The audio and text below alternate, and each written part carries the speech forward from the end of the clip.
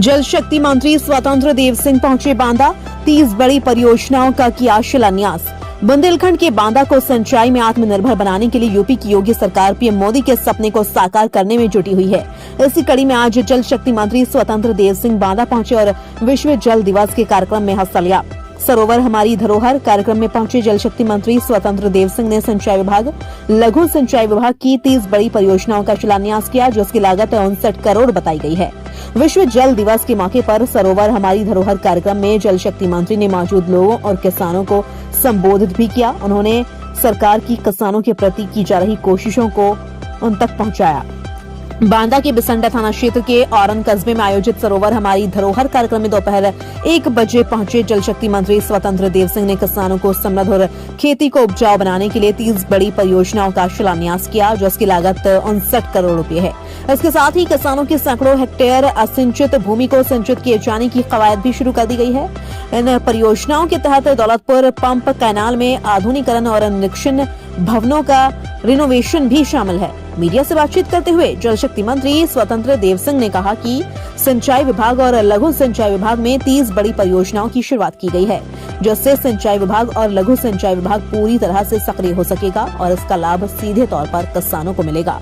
स्वतंत्र देव सिंह का कहना है कि बुंदेलखंड का किसान पानी की किल्लत से दशकों से जूझ रहा था, लेकिन 2014 में केंद्र में भाजपा सरकार और 2017 में प्रदेश में भाजपा सरकार आने के बाद बुंदेलखंड की दिशा और दशा दोनों बदल रही हैं।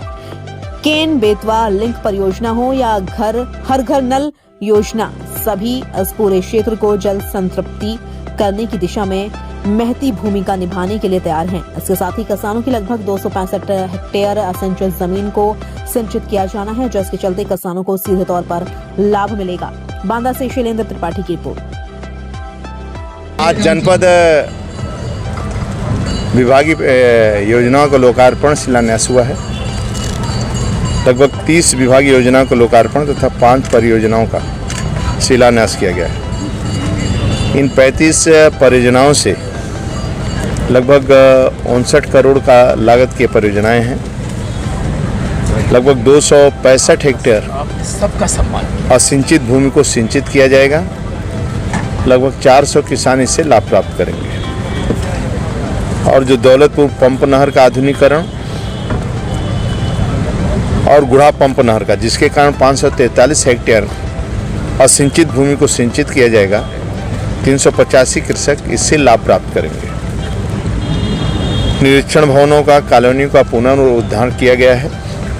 हमारे 20 अदद निरीक्षण भवनों के बाउंड्री वाल का निर्माण किया गया है। लघु सिंचाई के अटल भूजल योजना के तहत 2024-25 में 22 चेक डैम, 39 तालाबों का जीर्णोद्धार किया गया है, उसका भी लोकार्पण है। और 125 हेक्टेयर भूमि सिंचित करने के साथ साथ लगभग 8.60 लाख घन मीटर पानी का संचय भूजल स्तर पर किया जाएगा और 1880 कृषक इससे लाभ प्राप्ट करेंगे। लघु सिंचाई विभाग द्वारा अटल भूजल योजना के अंतर्गत जनपद बांदा में 138 रूफटॉप रेन वाटर हार्वेस्टिंग प्रणाली की स्थापना की गई है, जिसमें 27,600 घन मीटर वर्षा जल का संचय होगा।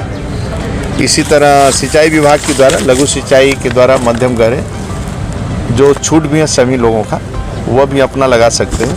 केन बेतवा के माध्यम से आने वाला समय, अब ये परियोजना शुरू हो चुकी है, टेंडर भी हो चुका है और शीघ्र इसके पूर्ण होने के बाद लगभग यहाँ के किसानों को नहरों में पर्याप्त पानी मिलेगा और पीने के लिए भी पर्याप्त पानी मिलेगा। अखिलेश जी लगातार महाकुंभ को लेकर के बयानबाजी कर रहे हैं, इस पर क्या कहेंगे? अब तो अखिलेश जी का सरकार देखे, सपा सरकार आपने देखा, आपसे छिपा हुआ नहीं है। 12 बजे दिन में भी लोग निकलते नहीं थे। बिजली का तार पकड़ने में करंट नहीं आता था, बिजली का बिल पकड़ने में बिजली भी नहीं आती थी। रोडों सड़कों का हाल, कनेक्टिविटी के क्या देखे थे, हाल बुरा हाल था। गुंडागर्दी चरम सीमा पर था। भूख से लोग बुंदेलखंड में पड़ते थे, मरते थे। पानी का अभाव था, आज घर घर पानी पहुंच रहा है। भूख से कोई सो नहीं सकता है। सड़कों का जाल फैला है। 68 करोड़ लोग कुंभ में स्नान करने आए। लगभग आप देखे होंगे रात भर चले, दिन में चले, रात भर चले, कहीं एक छड़खाने नहीं, ना लूट खसोट, ना गुंडागर्दी, कहीं हुआ नहीं। जो बाहर के लोग आए कितना खुश होकर गए होंगे। आप पहले 17 के पहले 14 के पहले आप देखते थे आचमन करने में लोग डरते थे।